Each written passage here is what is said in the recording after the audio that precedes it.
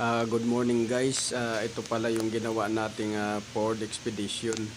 So ang issue nito, rough idle, engine vibration, misfire, multiple misfire, bank 1, bank 2, P0300.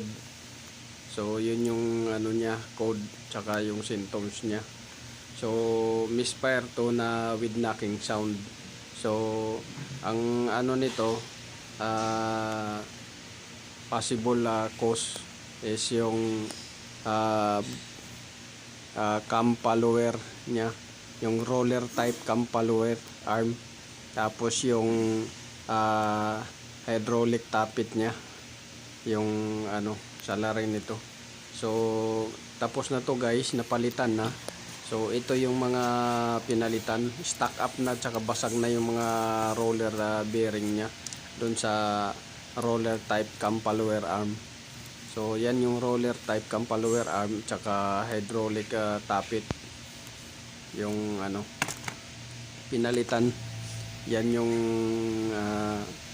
sira. So halos puro intake yung ano niyan, yung pinalitan, puro intake, bank 1, bank 2. Yun yung ano. So yung camshaft naman niya, yung integral camshaft niya, hindi naman nasira. Yan lang talaga nag-stock up yung ano, yung cam follower nya tsaka yung hydraulic tappet nya. So na-resolve natin guys yung issue nung Ford Expedition na misfire, multiple misfire, engine vibration, rough idle, and knocking sound, bank 1, bank 2 location nya.